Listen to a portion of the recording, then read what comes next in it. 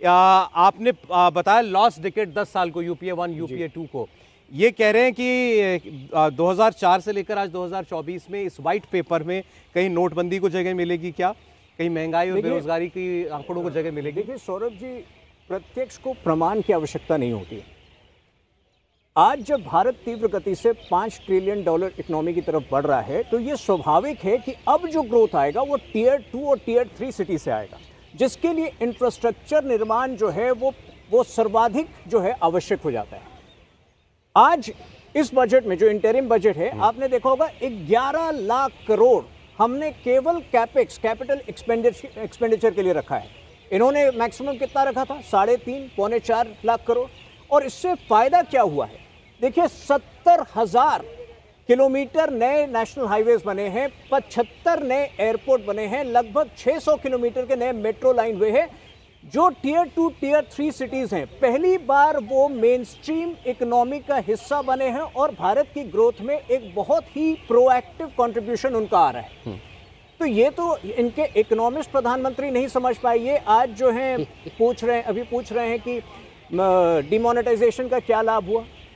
आज भारत का जो यूपीआई है वो लगभग 40 राष्ट्रों में अपनाया जा रहा है, विभिन्न स्टेजेस में है।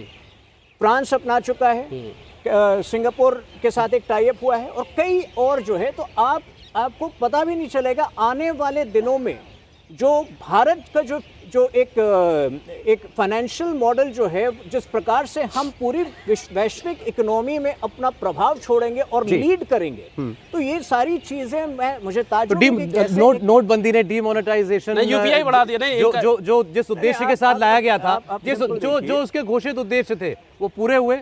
एक कामयाब कदम था डिमोनेटाइजेशन। जो टोटल टैक्स बेस क्या था, टैक्स पेयर बेस क्या था, 4 करोड़ था उस डिमोनेटाइजेशन के पहले। आज क्या है? लगभग 7 करोड़ है। तो लगभग दुगना हुआ है। डिमोनेटाइजेशन के फायदे इनको नहीं समझ में आएंगे। ये कहेंगे इतने लोगों की मृत्यु हुई, ये कहेंगे कि इतने लोगों की मृत्यु हुई लाइन में खड़े हुए, लेकिन वो भी जो है ये प्रमाणित नहीं कर पाएंगे।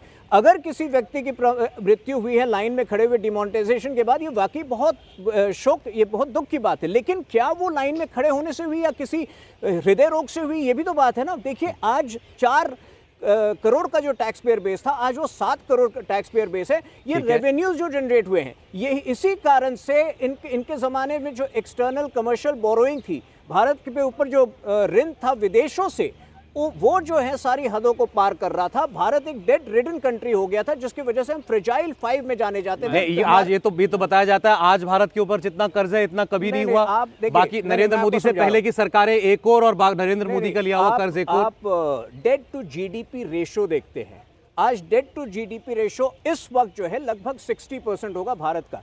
कोई भी जो डेवलप्ड इकोनॉमी है, आप जापान या यूएस का देख लीजिए, सब वो 100% से ऊपर है। आपको ऋण तब मिलते हैं जब पूरा विश्व जो है आपकी क्षमताओं पर यकीन करता है कि आप उसको पे बैक कर पाएंगे। और भारत आज वो विश्वास जगा पाया है पूरे विश्व से। आज भारत में जो इन्वेस्टर ट्रस्ट है वो अभूतपूर्व है, अप्रत्याशित है। ये कांग्रेस के ज़माने में नहीं था। तो जो डेट टू जीडीपी रेशियो है आज भी पूरी तरह से अंडर कंट्रोल है। जो फिस्कल डेफिसिट है, इस साल का टारगेट है 5.8%, डिस्पाइट ये कि ये इलेक्शन ईयर में आमतौर पर सरकारें जो हैं अक्सर खर्चीले हो जाती हैं। हमने इस बार कोई स्पेशल प्रावधान नहीं दिया है, इनकी तरह लॉलीपॉप से, इनकी तरह फ्रीबीज की घोषणा हमने नहीं की है। ये विश्वास हमें अपने कार्यों में है और पूरे विश्व को आज भारत की अर्थव्यवस्था में। इन्होंने तो नोटबंदी को कामयाब बता दिया और भी काम बता दिए जो इस 10 साल के दरमियान हुए। मैं बता देता हूँ कि नोटबंदी ही पूरी तरीके से एक डिजास्टर स्टेप रहा है और इसलिए बार बार मोदी जी ने अपने भाषण में कभी भी इतनी सारी बातें कही अर्थव्यवस्था पर, लेकिन नोटबंदी को जस्टिफाई करने की कोई बात उन्होंने कही। अगर आपने कुछ सुना हो तो वीडियो मुझे भी सुना दीजिए जिसमें वो कहे नोटबंदी।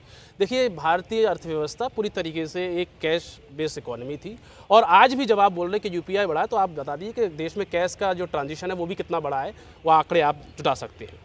मेरा कहने का मतलब ये है कि आपने एक तरीके से पूरी अर्थव्यवस्था को सिकोड़ दिया पूरे देश में। आप देश में जो स्मॉल मीडियम सेक्टर इंडस्ट्रीज़ होती हैं, ये सबसे ज़्यादा नौकरियां उत्पन्न करती हैं। आज स्मॉल मीडियम सेक्टर की जो इंडस्ट्रीज़ है वो बंद हो गई।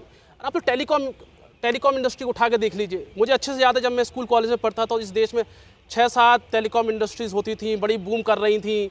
हम लोग चाहते तो इसको ले लेते थे, उसको लेते थे, मोनोपोली नहीं थी। आज एक दो कंपनियों की मोनोपोली है। आज हमारे नेटवर्क में नहीं आए, इसमें नहीं आए तो एक कंपनी है या तो दूसरी कंपनी है, कोई ऑप्शन नहीं है। तो पूरी तरीके से देश की अर्थव्यवस्था में मोनोपोलाइज हुआ है, मोनोपोली बढ़ी है।